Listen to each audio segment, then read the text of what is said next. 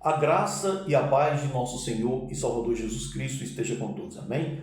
Amados irmãos e irmãs, é sempre uma satisfação imensa interagir com todos vocês, fazer novos vídeos, fazer novas transmissões. E estamos aqui mais uma vez para fazermos mais uma breve transmissão. Eu sou o pastor Daniel, estou passando aqui para fazer mais um breve vídeo esclarecedor. E dessa vez nós iremos falar sobre as características de uma seita. O que caracteriza uma seita? Primeiro ponto, vamos lá. Negam a Trindade.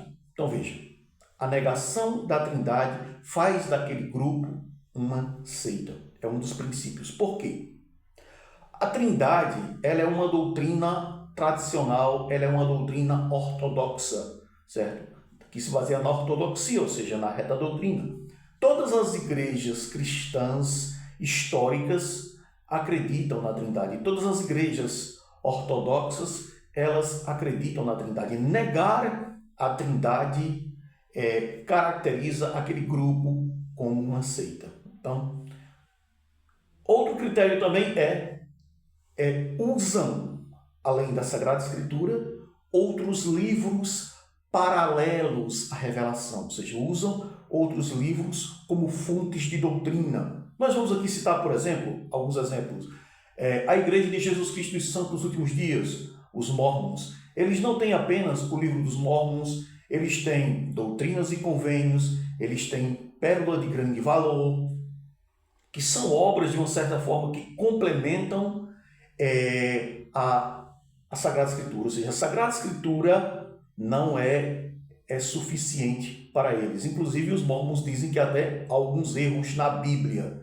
Né? Então, veja bem, as Testemunhas de Jeová, eles não só têm as Sagradas Escrituras como regra de fé, eles têm as revistinhas Sentinela e também Despertai. Veja, nós não negamos a importância de estudarmos bons teólogos, de estudarmos livros históricos, de estudarmos livros teológicos. É muito importante para a compreensão da Sagrada Escritura, mas não pode estar em igualdade, estar ao mesmo pé da Sagrada Escritura. Né? Ou seja, não deve ser usado paralelamente para estabelecer regra ou doutrina, assim como a Sagrada Escritura. Temos que saber diferenciar isso. Né? Então nós encontramos muitas seitas assim. Por exemplo, o espiritismo kardecista, embora eles acreditem em algumas partes das Escrituras, não em toda a Escritura, mas os espíritas kardecistas têm também o Pentateuco de Allan Kardec, tem os livros de Allan Kardec que complementam a revelação segundo o conceito deles, né? Como o livro dos médiuns, como o céu e o inferno, como que é espiritismo, né? Como o Evangelho segundo o Espiritismo, etc. Então, eles têm também outras fontes de canonicidade e de autoridade de fé. Então, isso caracteriza uma seita também, usar outras obras, outros livros com a mesma autoridade que a Sagrada Escritura.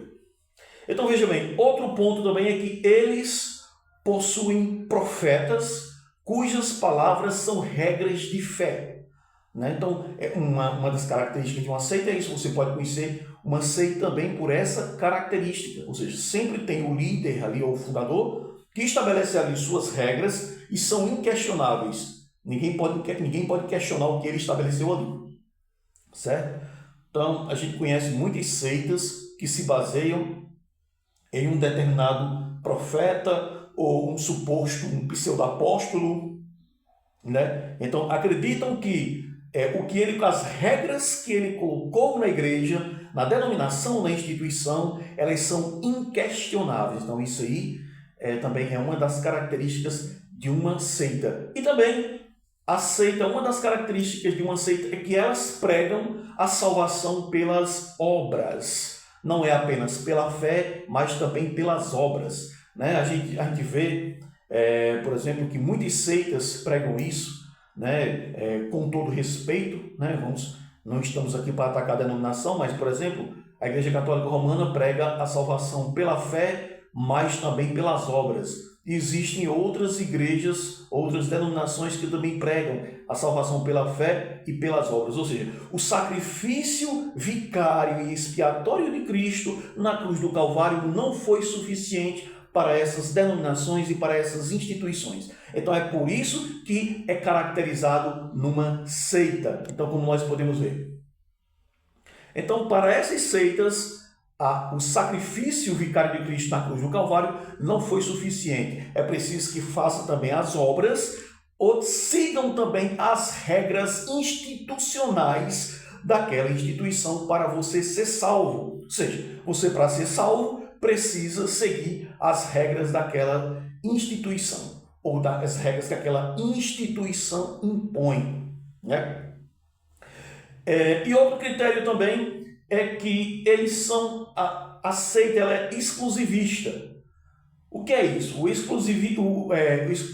Que sentido é o exclusivismo? Por exemplo, é no sentido de que ela diz que a salvação está somente ali. A salvação existe somente naquele grupinho. E se você sair daquela caixinha, você perde a salvação. Então isso aí é a característica de uma seita. Porque a salvação não está numa denominação, a salvação não está numa placa denominacional, a salvação não está numa instituição, a salvação está numa pessoa, Jesus Cristo de Nazaré. Ele disse em João 14,6, eu sou o caminho, a verdade e a vida. Ninguém vem ao Pai senão por mim. Nós não somos salvos por instituições, nós não somos salvos por placas denominacionais. Nós somos salvos se estivermos em Cristo. Porque se estivermos nas denominações, mas se não estivermos em Cristo, não poderemos ser salvos. Certo? Então fica aqui o meu esclarecimento. Que Deus abençoe a todos, que todos possam crescer sempre mais na graça e no conhecimento de nosso Senhor e Salvador Jesus Cristo.